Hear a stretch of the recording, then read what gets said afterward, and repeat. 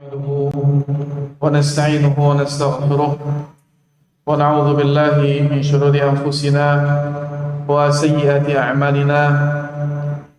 من يهده الله فلا مضل له ومن يضلل فلا هادي له.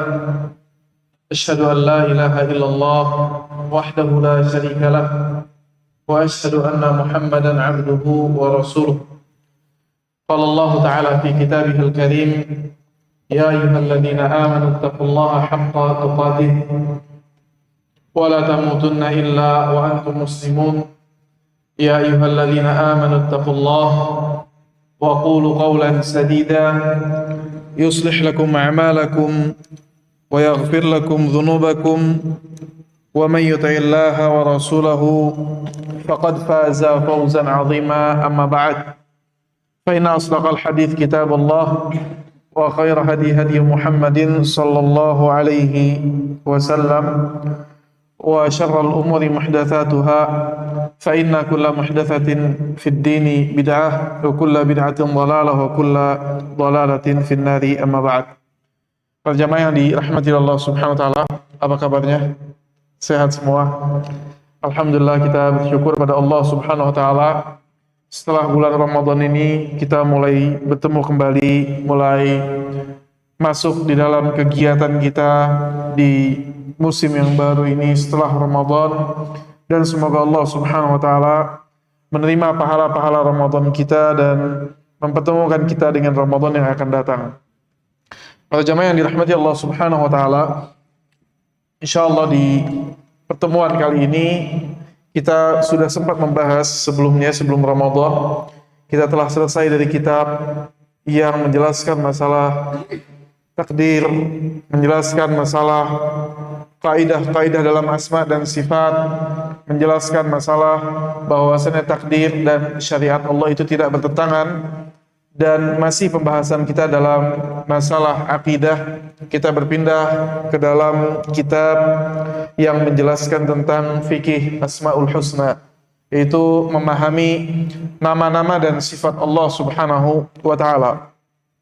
Para jamaah yang dirahmati Allah Subhanahu wa taala, terkadang kita itu ketika ibadah, ya, ketika kita beribadah, terkadang kita merasa tawakal kita tuh kurang. Rasa harap kita kepada Allah itu kurang. Ketika sholat kok kurang nyentuh, ketika doa kok kurang dekat dengan Allah Subhanahu wa taala. Atau ketika sedang sendirian kita kurang merasa diawasi oleh Allah Subhanahu wa taala.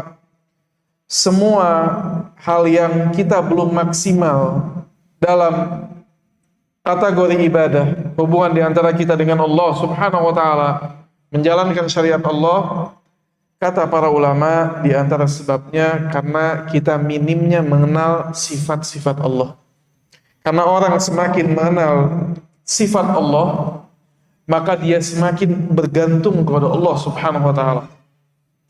Ya, seorang itu ketika dia tahu satu hal ini bermanfaat, maka dia akan pegang. Anak kecil tidak tahu kalau uang itu bernilai, punya nilai. Maka ketika diberikan uang itu tidak ada nilainya bagi dia, dirobek, dibuang, diberikan harta emas, perak, dilempar. Kenapa? Karena dia tidak mengenal akan manfaat dari apa? Uang tersebut. Maka sama, ya, dan Allah lebih tinggi, Allah bukan makhluk dan lain sebagainya. Ketika seorang, termasuk saya dan antum semua, ketika kita belum betul-betul mengenal Allah Subhanahu wa taala, maka rasa bergantung kepada Allahnya kita itu kurang. Rasa bergantung kita kepada Allah itu apa? Gak maksimal. Kenapa? Karena kita jauh dari mengenal Allah Subhanahu wa taala. Maka dari itu, di antara macam tauhid mengesahkan Allah adalah mengesahkan dalam asma dan sifat Allah, dalam nama-nama dan sifat Allah. Semakin orang kenal, semakin bergantung dia kepada Allah. Semakin bergantung dia kepada Allah, semakin dekat dia dengan Allah. Semakin dekat dia dengan Allah, semakin bahagia hidupnya di dunia dan di akhirat. Orang yang dekat dengan Allah, kata Allah Subhanahu wa taala, maka Allah lah yang akan menjadi pandangannya ketika dia melihat. Maksudnya apa? Allah yang akan berikan dia hidayah. Gak mungkin Allah biarkan sengsara hidupnya di dunia. Ujian datang, tapi Allah bantu dia. Musibah datang, Allah sabarkan hatinya. Rezeki ketika sempit, Allah berikan jalan keluar. Kata Allah, "Wa may yattaqillaha yaj'al lahu makhraja wa yarzuqhu min haitsu la yahtasib." Barang siapa yang bertakwa kepada Allah, Allah jadikan bagi dia jalan keluar dan Allah berikan rezeki kepadanya dari arah yang enggak disangka-sangka. Ini ketika seorang kenal dengan Allah. Makanya Nabi SAW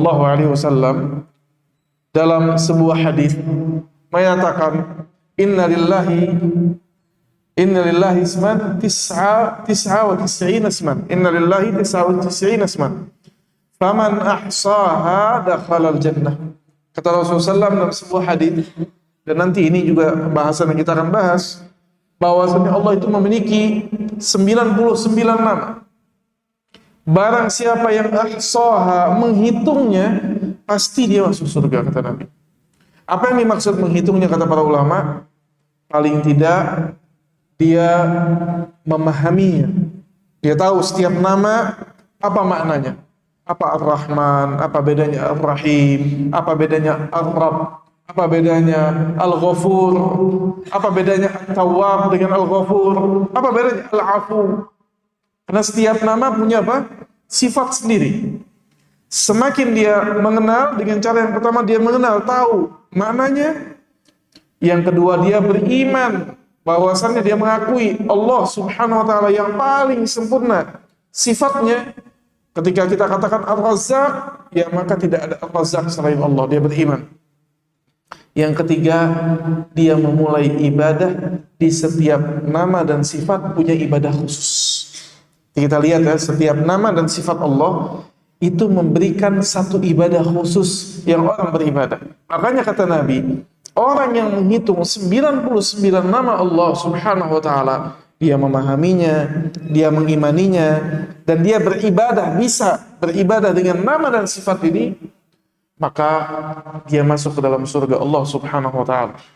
Ya, para jamaah yang dirahmati Allah Subhanahu wa taala. Maka apa kedudukan memahami nama dan sifat Allah ini dalam syariat? Kayaknya kita ketika belajar Islam, itu yang kita sadar, sedikit sekali kita mau memulai dengan mengenal nama-nama dan sifat Allah. Kita lebih memulai dengan larangan, apa yang Allah wajibkan, apa yang Allah larang, apa yang Allah perintahkan. Betul, itu di antara yang wajib kita imani. Tapi ketahuilah, jumlah ayat di dalam Al-Quran yang menerangkan nama dan sifat adalah jumlah ayat terbanyak. Kalau kita buka Al-Quran, jumlah ayat terbanyak di dalam Al-Quran adalah ayat-ayat yang menjelaskan nama dan sifat Allah Subhanahu wa taala. Nanti kita lihat. Di antaranya kata para ulama disebutkan, kita membahas ini dari kitab Syekh Abdul Razzaq. Kitab ini sudah diterjemahkan, namanya Fikih Asmaul Husna. Kalau nggak salah cetakan Darul Haq. Saya pegang kitab yang berbahasa Arabnya. Dan di sini dijelaskan oleh Syekh Abdul Razzaq, beberapa kaidah. Syekh Abdul Razzaq memulai dengan beberapa kaidah untuk memahami muqaddimah, baru masuk ke setiap nama-nama yang ada dalam Al-Quran dan Sunnah. Syekh Abdul Razzaq menyinggung di antaranya, di antara surat terbaik di dalam Al-Quran itu surat apa? Al-Fatihah. Kita tahu surat terbaik dalam Al-Quran, surat Al-Fatihah. Ketahuilah dalam surat Al-Fatihah, Allah menyebutkan nama dan sifatnya lebih banyak daripada mengingatkan hari akhirat. Dimulai dari berbeda pendapat para ulama, entah ayat pertamanya Bismillah atau Alhamdulillah. Dimulai dari kalau yang Bismillah, Bismillahirrahmanirrahim, isinya asma dan sifat. Alhamdulillahirabbil alamin, isinya sifat Allah. Ar-Rahmanir-Rahim, isinya sifat Allah. Maliki yaumiddin, isinya sifat Allah SWT. Setengah dari surat tersebut isinya apa? Sifat dan nama-nama Allah Subhanahu wa taala. Sehingga kedudukan mempelajari nama dan sifat Allah sebetulnya prioritas pertama. Seorang kalau mau belajar akidah, di antara prioritas selain dia harus tahu perkara-perkara yang tidak membuat dia jatuh ke dalam kesyirikan, dia harus kenal dengan nama-nama dan sifat Allah. Sayangnya kita Itu sedikit mengenal asma dan sifat Allah. Yang paling kita tahu Allah, itu pun kita nggak tahu. Allah itu dari kata apa? Apa maknanya? Apa bedanya ya Allah dengan ya Rabb? Kecuali orang yang apa? Mempelajarinya. Syekh Abdul Razak mengatakan bahwasannya kedudukan memahami nama dan sifat Allah, dia adalah fiqhul akbar, fikih yang paling besar. Orang kalau mau belajar fikih, yang paling dahsyat, yang paling besar, yang paling agung, yang paling luar biasa di hadapan Allah, di antaranya fikih asma, nama-nama dan sifat Allah Subhanahu wa taala. Dan ini masuk ke dalam sabda Nabi sallallahu alaihi wasallam. Nabi bersabda, "May yuridillahu bihi khairan yufaqihu fid din." Apabila Allah menginginkan kebaikan kepada satu orang, Allah kalau mau kebaikan kepada kita, di antaranya Allah fahamkan agama. Dan kata Syekh Abdul Razak, di antara pemahaman agama yang paling tinggi derajatnya, faham terhadap nama-nama dan sifat Allah. Sampai-sampai para ulama mengatakan orang-orang yang mengetahui dengan bahasa Arab arifin, orang-orang yang apa? Betul-betul memahami, mengenal Allah Subhanahu wa taala, dia beribadah dengan penuh keyakinan dan penuh tenang. Lihat Nabi Musa alaihi salatu wassalam, lihat sebelumnya Nabi Ibrahim, lihat sebelumnya para anbiya, Nabi Nuh.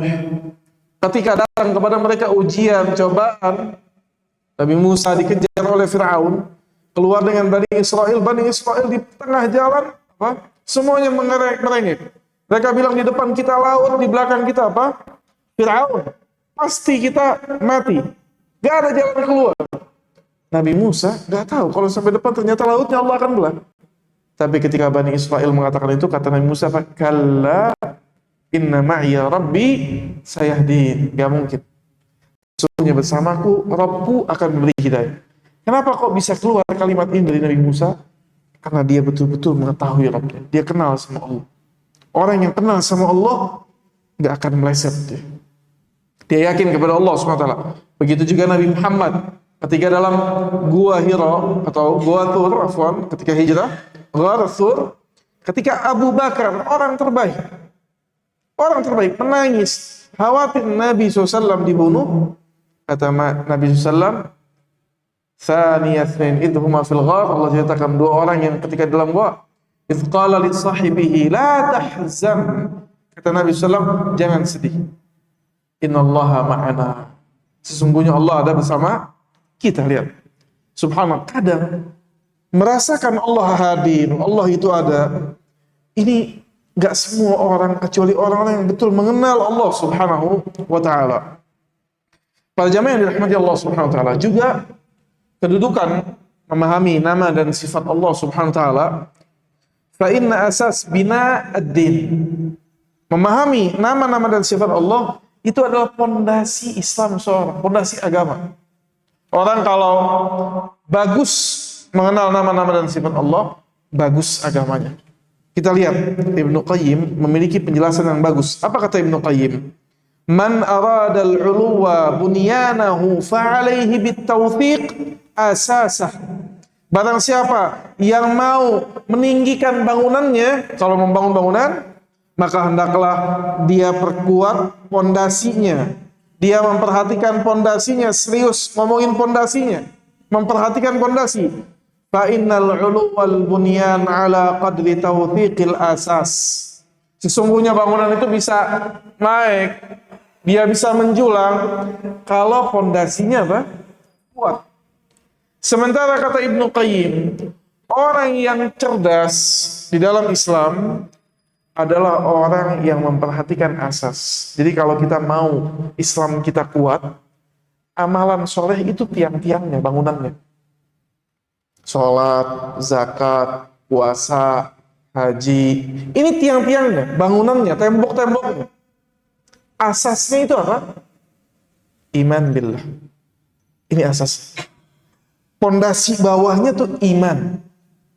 Orang yang lebih perhatiannya terhadap amalan lebih besar daripada perhatian dia terhadap perkara keimanannya, daripada perhatian dia mengenal Allah, mengenal malaikat-malaikat Allah, mengenal kitab-kitab Allah, beriman kepada kitab-kitab Allah, mengenal Rasulullah, itu enggak sebesar amalannya, ketahuilah bangunannya dia itu bangunan yang rapuh. Datang ujian cobaan, bisa jadi orang rajin sholat. Ya, rajin sholat ini nggak ngomongin sholat wajib. Kalau wajib itu wajib sholat, nggak ada. Nah, sholat wajib dosa. Ya, rajin sholat artinya dia menambah dengan apa? Dia nambah dengan nawafil, dia nambah dengan sunnah ratibah, qabliyah, ba'diyah. Dia sholat duha, dia sholat qiyamul lail. Rajin. Tapi tidak pernah mempelajari tentang iman kepada Allah Subhanahu wa Ta'ala. Gak pernah kenal dengan Allah. Gak pernah mengenal nama-nama Allah. Gak pernah mengenal sifat Allah. Begitu datang ujian musibah, bisa jadi dia salah satu orang yang goyang. Betapa banyak orang yang kita lihat amalannya soleh, begitu datang musibah, goyang. Mulai meninggalkan apa? Syariat. Ya. Beda dengan orang yang memulai amalannya, satu sisi dia beramal, satu sisi dia bangun keimanannya kepada Allah, kokoh keimanannya. Beda. Ketika datang ujian, datang syubhat. Apa itu syubhat? Pemikiran yang keluar dari Al-Quran dan Sunnah. Datang gangguan kepada dia akan lebih rasih, dia akan lebih sabit, dia akan lebih kuat. Ya. Subhanallah. Datang hari raya yang bukan hari raya kaum muslimin, tapi ini bagus, ini baik. Ternyata Allah haramkan ternyata. Hari raya tersebut ada maksiat di dalamnya. Kalau orang yang bangunannya kuat, tidak terpengaruh dia. Kenapa? Apa yang Allah haramkan maka haram, apa yang Allah halalkan maka apa? Halal. Kata Rasulullah, al-halal bayin wal haramu bayin. Sehingga kata Syekh Ibnu Qayyim rahimahullah, ia mengatakan orang yang pintar adalah orang yang memperhatikan asas bangunannya, pondasinya dulu.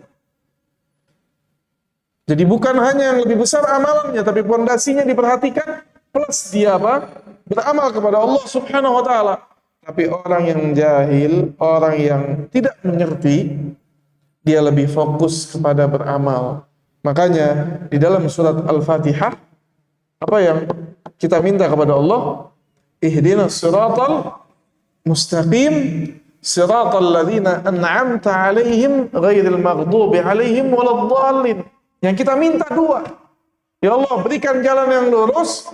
Jalan yang lurus itu apa? Bukan jalan orang yang maghdub, orang yang dimurkai oleh Allah.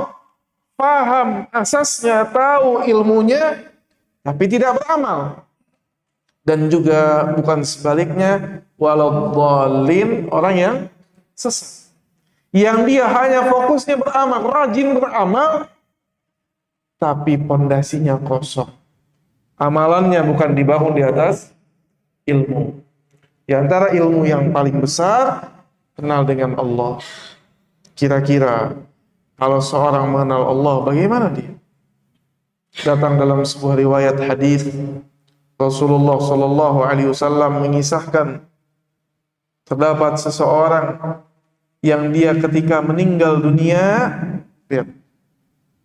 dia berpesan kepada orang yang setelahnya agar membakar jasadnya. Setengah dari abunya apa? Minta dibuang di laut. Setengah dari abu badannya dibuang di pegunungan. Kemudian Allah bangkitkan dia yaumul qiyamah. Allah bangkitkan dia apa? Yaumul qiyamah. Allah tanya dia di hari kiamat, kenapa engkau melakukan hal ini? Dia bilang, ya Allah, tidaklah saya melakukan hal ini kecuali saya yakin Engkau maha mampu untuk membangkitkan saya. Dan saya khawatir. Ya. Subhanallah. Ternyata Allah ampuni dia dengan apa? Keimanan, keyakinan yang dalam dengan Allah. Dia tahu Allah mampu membangkitkan dia. Dia beriman terhadap yaumul akhir. Ini asas, fondasi. Mungkin amalannya gak banyak. Sama juga seperti hadis yang Rasulullah SAW katakan, seorang hamba berbuat dosa, kemudian dia tahu, dia kenal bahwasannya di antara sifat Allah, Allah Ghafur, Allah itu Maha Pemaaf. Yaghfirudz dzunub, Allah itu mengampuni dosa, dia tahu. Ini orang selesai berbuat dosa tapi dia tahu Allah mengampuni dosa. Akhirnya dia berkata apa? Ya Allah, sesungguhnya aku berbuat dosa dan ampunilah aku. Apa kata Allah? Kata Allah, alima abdi, hambaku tahu, annalahu rabban, dia punya Rabb, yaghfirudz dzunub, yang ampuni dosa. Kata Allah, maka Allah ampuni dia. Lihat. Dia taubat dengan modal dia yakin dan tahu di antara sifat Allah, Allah mengampuni apa? Dosa. Terkadang bahkan ini yang menjadi sebab terbesar seorang hamba itu apa? Dia menang, dia sukses. Kenapa? Dia mengenal Allah Subhanahu wa taala. Lihat hadis yang lain. Perbedaan antara orang yang mengenal Allah dan orang yang hanya fokus dalam amalan tidak mengenal Allah. Kata Nabi SAW, pernah terjadi ada orang yang membunuh 99 orang. Ya, bunuh berapa? 99 orang. Padahal dalam ayat ancaman orang yang membunuh di antaranya masukkan ke dalam neraka. Man qatala mu'minan muta'ammidan fajaza'uhu jahannam, kata Allah. Ancaman dia, barang siapa yang membunuh orang mukmin secara sengaja, Allah akan apa? Ancam dia dengan neraka jahannam. Ini 99 orang dia bunuh tanpa hak. Kemudian datang dia kepada seorang abid. Lihat, Nabi mensifati abid, orang yang rajin apa? Ibadah. Kata Nabi SAW. Apa kata seorang abid tadi? Saya bunuh 99 orang, apa mungkin ada jalan untuk saya bertaubat? Dia bilang 99 orang. Ini abid, dia beribadah kepada Allah dengan rasa takut. Dia baca ayat ancaman Allah, dia takut kepada Allah. Terus 99 orang, bagaimana Allah ampuni? Dibunuh oleh dia. Kalau nggak diampuni, nggak ada jalan taubat. Sekalian berapa? 100. Datang kepada seorang alim, seorang yang berilmu. Apa kata dia? Saya bunuh 100 orang. Apa ada jalan untuk taubat? Dia bilang, baru 100 orang. Baru 100 orang. Kenapa nggak taubat? Allah Maha Pengampun. Ya. Subhanallah. Diajarkan kepada dia, dia suruh bertaubat dan suruh hijrah. Ternyata di pertengahan jalan, belum sampai dia hijrah, meninggal dunia. Dan Allah bela dia, Allah ampuni dia, Allah berikan taubat kepada dia. Lihat, perbedaan antara orang yang kenal Allah dengan orang yang tidak apa? Kenal Allah Subhanahu wa taala. Jemaah yang dirahmati Allah Subhanahu wa taala, maka membangun pondasi keimanan di suatu hal yang kuat di atas iman terhadap nama-nama dan sifat Allah, mengenal Allah adalah pondasi yang paling utama. Dan Allah memberikan permisalan di dalam Al-Quran, di dalam surat At-Taubah ayat 109. Allah berfirman, afaman assasa bunyanahu ala taqwa minallahi wa ridwanin khairun amman assasa bunyanahu ala syafa jurufin har fanhara bihi fi nari jahannam. Kata Allah Subhanahu wa taala, apakah orang afaman assasa bunyana, orang yang membangun bangunannya, asas fondasinya di atas ketakwaan kepada Allah dan di atas keridhaan, khairun, lebih baik dari orang atau orang yang lebih baik yang mana kata Allah? Amman assasa bunyanah, ataukah orang yang mendirikan bangunannya di atas pondasi di tepi jurang yang ketika bangunan itu runtuh ikut terperosok pula dirinya masuk ke dalam neraka jahanam, kata Allah SWT. Jadi penting seorang membangun asas dan asas iman kepada Allah, percaya kepada Allah, tidak bisa tinggi iman kepada Allah kecuali mengenal nama-nama dan sifat Allah. Ini Allah yang kenalkan. Ya. Para jamaah yang dirahmati Allah Subhanahu wa taala. Maka asas tersebut kalau kita ringkas ada dua. Yang tadi mengenal Allah dengan nama-nama dan sifat Allah. Yang kedua mengikhlaskan diri dengan tunduk dan patuh kepada Allah dan Rasul-Nya. Ini asas keimanan seseorang. Ya. Para jamaah yang dirahmati Allah Subhanahu wa taala, lihat. Bahkan mengenal nama-nama dan sifat Allah, ini tujuan diciptakannya 7 lapis langit dan bumi. Apa ayatnya? Apa tujuan diciptakan langit dan bumi? Apa tujuannya? Untuk beribadah bukan? Itu ayat yang satu lagi. Tujuan diciptakan manusia. Apa tujuan diciptakan langit dan bumi? Ini semua nih, langit, bumi, betul beribadah. Tapi ada 2 ayat. Ternyata Allah Subhanahu wa taala juga berfirman dalam surat At-Talaq ayat 12, A'udzubillahi minasyaitonirrajim. Allahu khalaqas sab'a samawat. Allah yang menciptakan 7 lapis langit. Wa minal ardi mithlahunna, dan di bumi sepertinya sama dengan langit, 7 lapis bumi. Yatanazzalul amru bainahunna, yang turun ketetapan-ketetapan Allah di antara keduanya, di antara langit dan bumi. Kata Allah apa? Apa tujuannya? Lita'lamu, agar kalian kenal, agar kalian berilmu, agar kalian tahu annallaha ala kulli syai'in qadir, bahwasannya Allah maha mampu atas segala sesuatu. Wa annallaha qad ahata bi kulli syai'in ilma, dan bahwasannya Allah meliputi segala sesuatu ilmunya. Lihat, ini 7 lapis langit dan bumi itu untuk menjelaskan kepada kita Allah itu ala kulli syai'in qadir.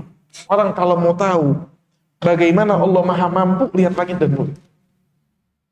Gak mungkin menciptakan 7 lapis langit dan bumi kecuali Dia apa maha mampu, maha berkehendak.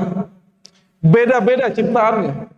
Bahkan kita manusia, pria, jenis yang sama, wajahnya berbeda-beda.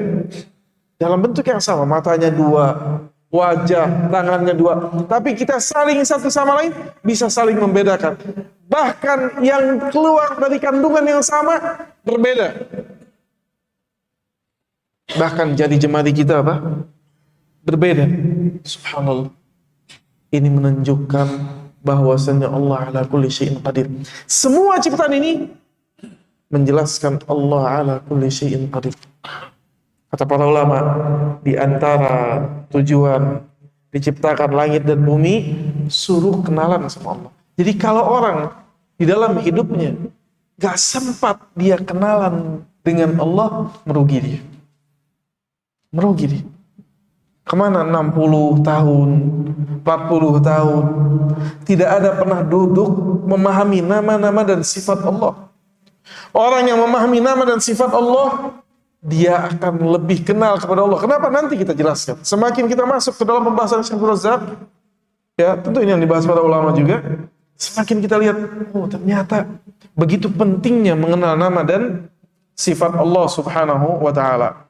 Dalam ayat lain Allah mengatakan, wa ma khalaqtul jinna wal insa illa liya'budun, dan tidaklah aku ciptakan jin dan manusia kecuali untuk apa? Beribadah. Kata Syekh Abdul Razak, fil awal khalq li ta'lam, dalam ayat pertama penciptaan agar kalian mengetahui, dan dalam ayat kedua Allah ciptakan agar kalian beribadah. Sehingga tujuan penciptaan adalah kita kenal dan kita ibadah. Orang yang kenal kepada Allah, dia yang bisa merealisasikan ibadah dengan baik. Bisa jadi orang dua-duanya sama sholat, bareng sholat 2 rakaat. Yang satu pahalanya sempurna, yang satu pahalanya setengah. Bisa jadi nggak dapat pahala. Apa bedanya? Apa bedanya? Khusyuk. Khusyuk itu tidak terrealisasi kecuali kenal kepada Allah. Kata Allah, innama yakhshallah min ibadihi al-ulama. Yang takut kepada Allah dari hambanya siapa? Yang bisa khusyuk? Ulama. Orang yang semakin kenal kepada Allah, semakin dia tahu. Para jamaah yang dirahmati Allah Subhanahu wa taala. Berkata Syekhul Islam bin Taimiyah rahimahullah, wal Qur'an fihi min dzikri asma'illah. Lihat yang tadi kita sebutkan dalam mukaddimah. Al-Qur'an ini isinya menyebutkan nama-nama Allah dan sifat-sifat Allah dan apa saja yang Allah lakukan. Dan ini yang terbanyak mimma fih, yang ada di dalamnya, min dzikri al-akl wa syurb wa nikah fil jannah. Ya. Dan ini lebih Allah banyak sebutkan daripada Allah menjelaskan masalah makan, minum, surga, sebanyak nama dan sifat Allah. Bahkan hampir setiap ayat itu ditutup dengan salah satu nama dan sifat Allah. Allahu la ilaha illa huwal hayyul qayyum. La ta'khudhuhu sinatun wa la nawm. Nama dan sifat Allah. Begitu menyebutkan hukum azizun hakim, Allah maha perkasa dan maha bijaksana. Nama dan sifat Allah. Maka kata Syekhul Islam Taimiyah, hampir setiap ayat menyebutkan nama dan sifat Allah, dan ini menunjukkan pentingnya kita kenal dengan nama dan sifat Allah. Wal ayat al-mutadamminah li dzikri asma'illah wa sifatihi a'zam qadran min ayatil ma'ad. Dan ayat yang isinya menyebutkan nama dan sifat Allah lebih mulia daripada ayat-ayat lain yang menyebutkan tentang hari akhirat. Fa'a'zamul ayat fil Qur'an ayatul kursi. Apa ayat yang paling agung dalam Quran? Kalau surat paling agung tadi apa? Al-Fatihah. Kalau ayat paling agung apa? Ayat kursi. Kenapa dia jadi paling agung? Kenapa? Apa yang bedain ayat kursi dan ayat lain? Apa yang bedakan? Karena satu ayat full isinya tentang nama dan sifat Allah. Gak ada ahkam yang lain. Satu ayat full isinya tentang nama dan sifat Allah. Coba baca. Allahu la ilaha illa huwal hayyul qayyum. Apa artinya? Allah, dia la ilaha illa, tiada Tuhan yang berhak disembah, al-hayyu al-qayyum, dia yang maha hidup dan maha apa? Berdiri sendiri. La ta'khudhuhu sinatu wa la naum. Apa artinya? Tidak apa? Sinah, tidak lelah, tidak mengantuk, dan tidak apa? Tidur. Allah SWT. Lahu ma fis samawati wa ma fil ardh. Milik Allah Subhanahu wa taala apa yang di langit dan yang di bumi. Man dzalladzi yashfa'u indahu illa bi'idznih. Siapa yang bisa kasih syafaat kecuali dengan izin Allah. Ya'lamu ma baina aydihim wa ma khalfahum. Allah tahu apa yang di antara kedua tangan mereka dan di belakang mereka. Apa yang ada di hadapan kita dan di belakang kita. Wala yuhituna bi syai'in min 'ilmihi illa bima syaa. Enggak ada yang ilmunya apa? Meliputi ilmunya Allah, semuanya di bawah ilmunya Allah.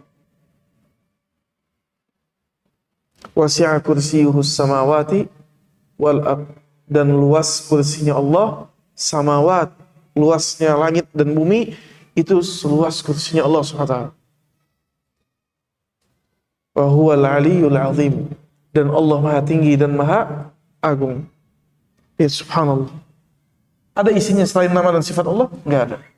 Karena isinya khusus berbicara nama dan sifat Allah, maka saat itu ayat ini menjadi ayat yang paling agung dalam Al-Quran. Sehingga Syekhul Islam bin Taimiyah rahimahullah mengatakan, berdasarkan riwayat tadi menunjukkan bahwasannya ayat yang paling agung adalah ayat yang menyebutkan nama dan sifat Allah Subhanahu wa taala. Bahkan di dalam riwayat disebutkan surat Al-Ikhlas, qul huwallahu ahad, dalam riwayat ta'dilu thulutsal Quran.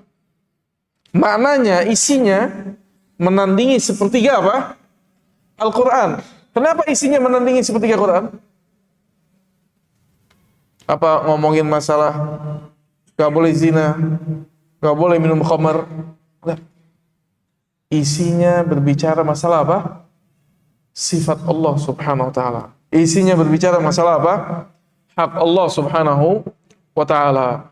Para jamaah yang dirahmati Allah Subhanahu wa taala, maka ini di antara pentingnya kita memahami nama dan sifat Allah Subhanahu wa taala.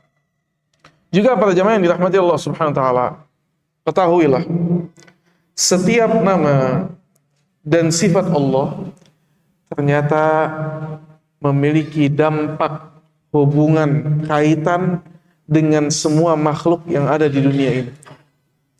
Tidaklah ada satu makhluk di dunia ini kecuali di antara bentuk dari realisasi nama dan sifat Allah. Apa maksudnya? Lihat. Kita lihat contohnya ya.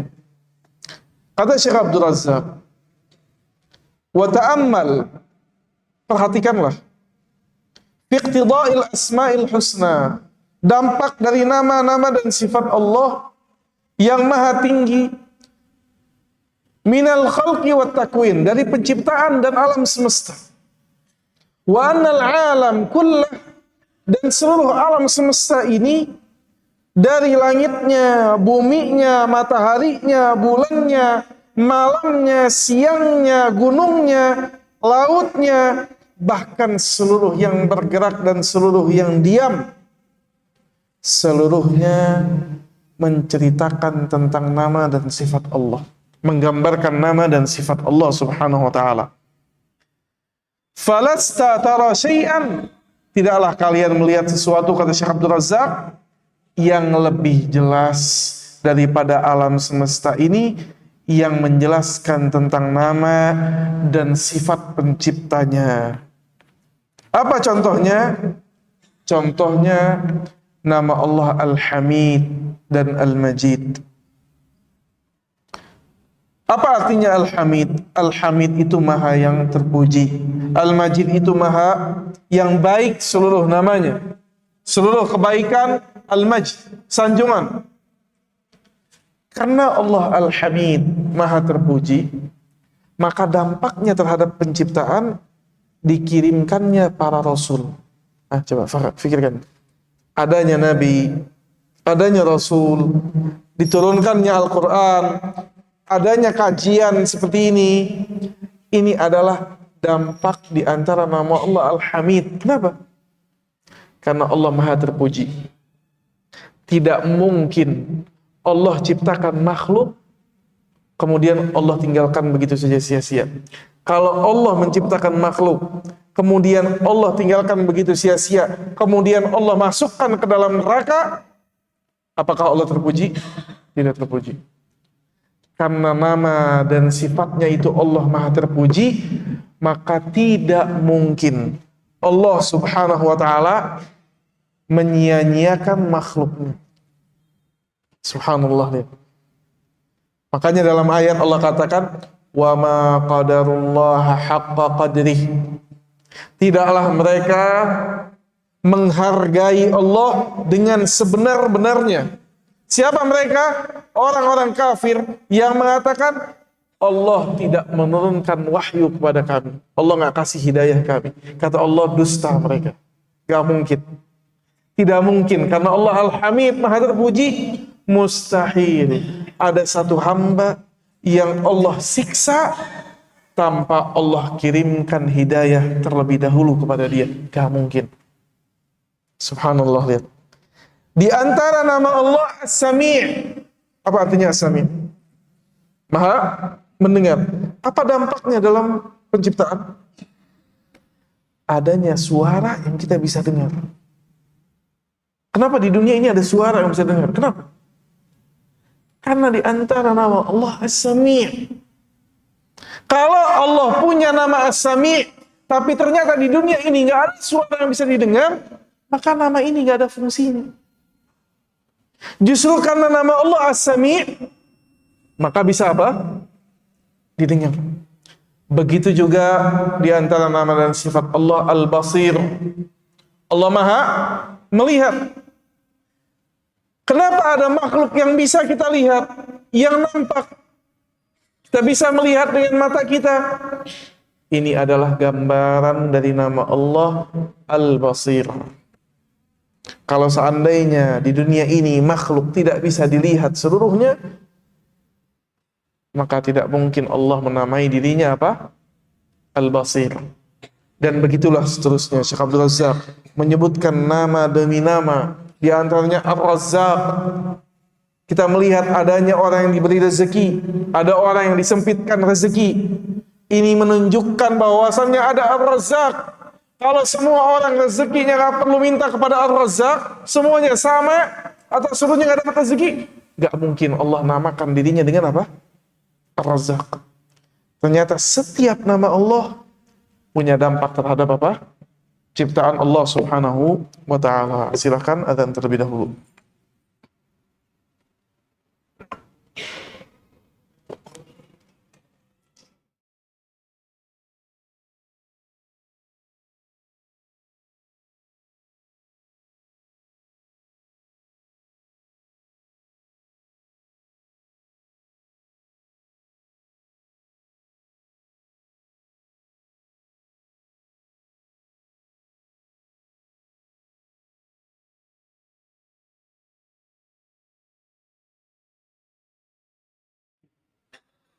أشهد أن لا إله إلا الله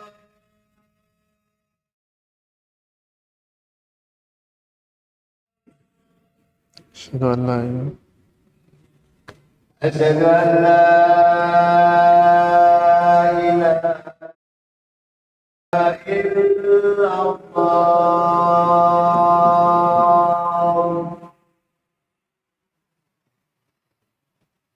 أشهد أن محمدا رسول الله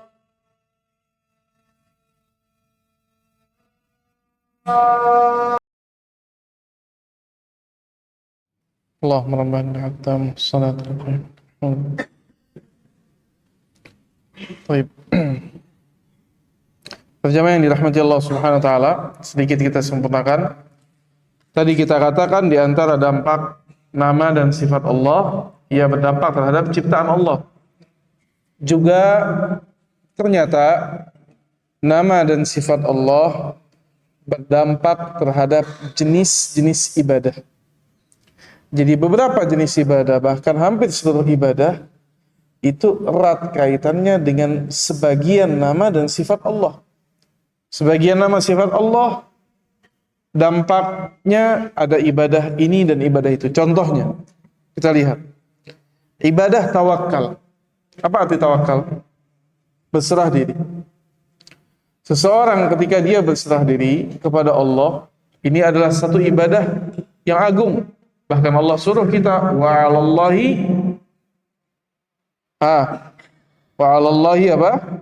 Tawakkalu, atau dalam ayat wa tawakkal 'alal 'azizir rahim, dan bertawakal kepada Al-Aziz Ar-Rahim. Ibadah tawakal ini di antara sumbernya ketika kita melihat nama dan sifat Allah adalah ketika seorang hamba mengetahui bahwasannya di antara nama Allah adalah Ar-Rabb. Apa arti Ar-Rabb? Yang mengatur alam semesta. Orang itu bisa kuat tawakalnya kalau imannya terhadap nama Allah Ar-Rabb itu bagus. Apa arti Ar-Rabb tadi kita katakan? Yang mengatur. Ketika dia sedang berusaha berikhtiar, dia tahu bahwasannya di atas sana ada Rabb, ada Allah, yang di antara nama dan sifatnya ialah yang maha mengatur. Sehingga dia bisa bertawakal dan memohon kepada Allah agar usahanya Allah mudahkan. Ibadah tawakal akan kuat ibadah ini di hati seorang jika dia kenal di antaranya nama Allah adalah Allah Ar-Rabb. Yang mana Ar-Rabb ini adalah satu-satunya zat yang memegang kuasa atas ad-darr wan nafa'. Satu-satunya zat yang memegang kuasa memberikan manfaat dan madarat. Dalam hadis Nabi SAW menjelaskan, jika seandainya seluruh manusia, jinnya dan manusianya berkumpul untuk memberikan manfaat kepada seorang yang Allah tidak kehendaki dalam takdirnya, maka tidak apa? Tidak akan bermanfaat. Sebaliknya, jika seluruh makhluk seluruhnya berkumpul untuk mencelakai seseorang, tidak akan bisa mencelakai orang tersebut kecuali memang takdir yang Allah apa?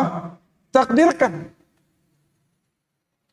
Ini adalah penjelasan di antara dari penjelasan nama Allah, dia adalah Ar-Rabb. Kita padahal setiap hari doa tuh, Rabbighfirli, Rabbana Atina. Tapi karena kita kurang, termasuk saya juga, memahami nama-nama ini, kurang meyakini, mengimani, kurang menggali tentang nama ini, sehingga tawakal kita kurang pada Allah. Apalagi di antara contohnya? Di antara contohnya adalah ibadah muraqabah, merasa diawasi oleh Allah. Bagaimana kok saya bisa merasa diawasi oleh Allah Subhanahu wa taala? Ibadah merasa diawasi oleh Allah Subhanahu wa taala timbul sempurna, kata Syekh Abdul Razak, ketika seorang mentadabburi di antara nama dan sifat Allah. Dia adalah As-Sami', dia adalah Al-Basir, dia adalah Al-Alim, yang maha mendengar, maha melihat, maha mengetahui.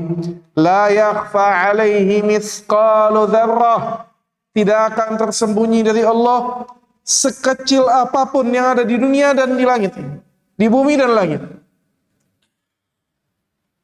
Kalau dia kenal itu, mengimaninya betul, maka apa?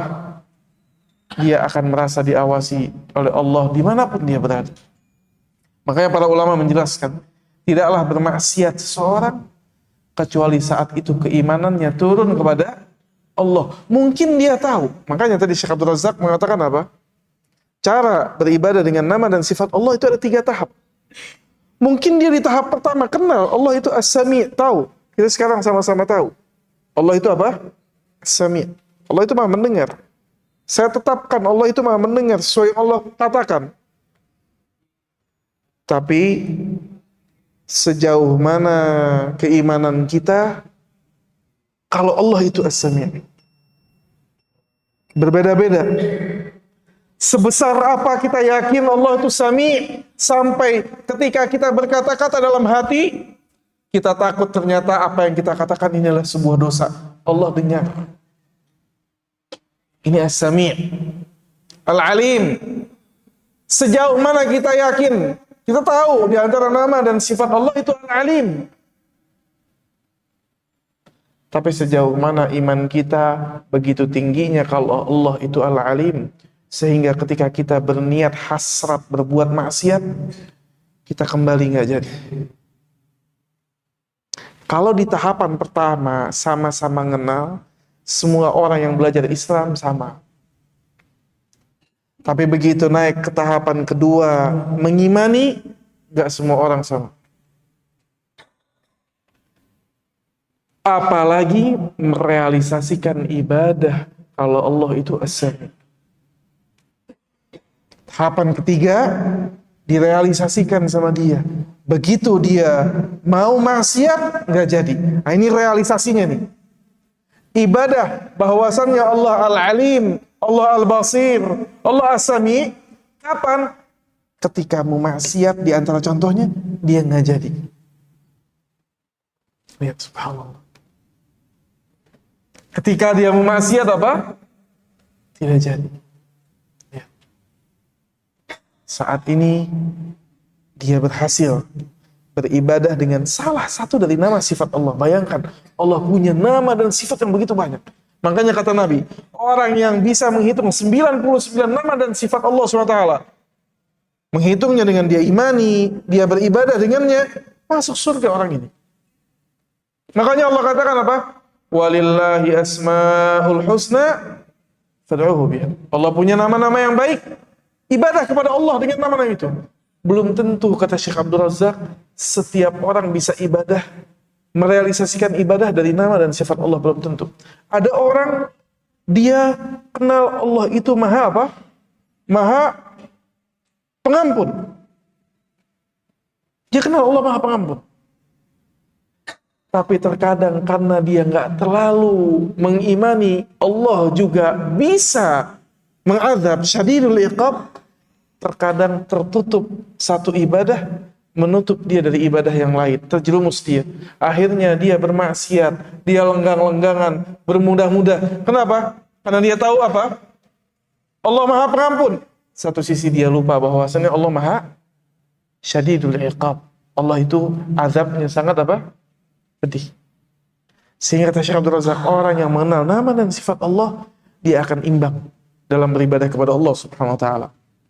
Yang terakhir, para jamaah yang rahmati Allah, misal yang terakhir. Jadi kalau baca buku terjemahannya itu banyak permisalannya, ayat demi ayat. Syekh Abdul Razak sebutkan sifat demi sifat, ya. Di antara permisalannya bahwasanya nama dan sifat Allah itu berdampak terhadap ibadah. Ketahuilah, di antara ibadah kepada Allah adalah ar-raja, rasa harap.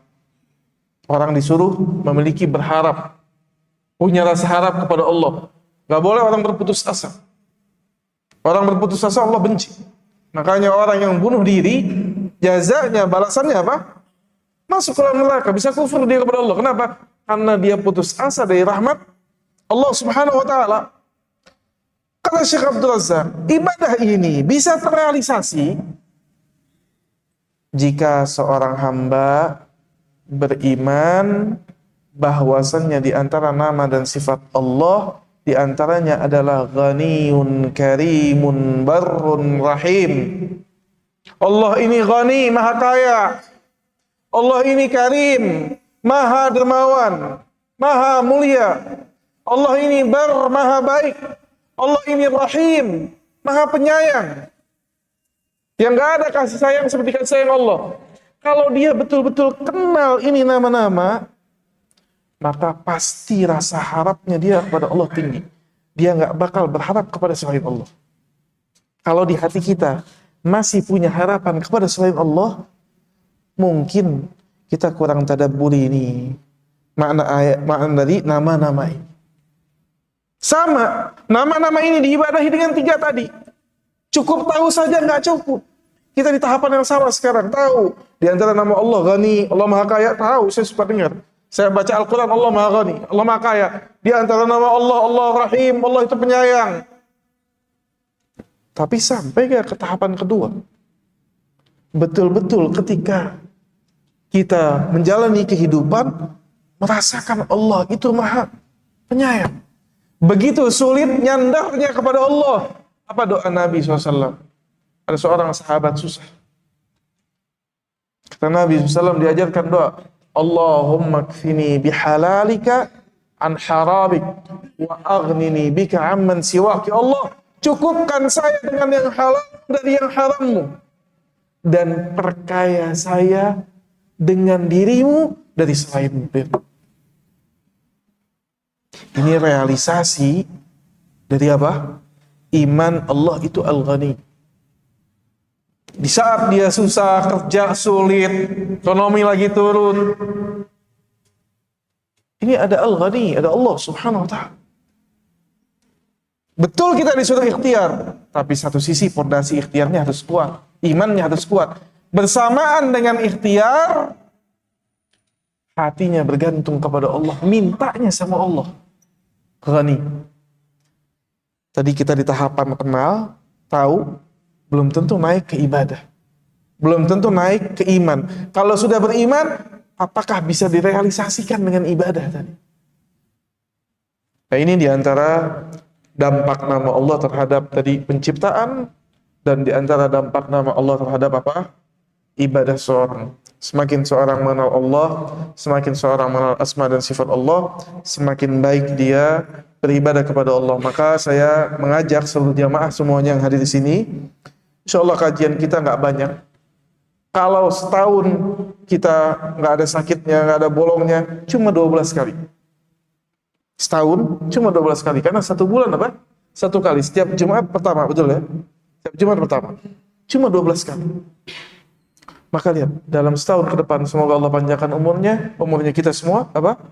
Ayo, kita datang setiap Jumat pertama, kita baca, kita fahami. Nama-nama apa yang kita bisa ambil dengan ringkas, kita fahami. Sisanya antum bisa beli, ada PDF-nya, mungkin ada bukunya yang sudah diterjemahkan dari buku Syekh Razak, bisa pelajari di rumah, ya. Wallahu ta'ala alam bisawab. Ini yang saya bisa sampaikan, waktunya sudah lewat. Kita tutup dengan doa kafaratul majlis. Subhanakallahumma bihamdik, asyhadu an la ilaha illa anta astaghfiruka wa atubu ilaih. Assalamualaikum warahmatullahi wabarakatuh.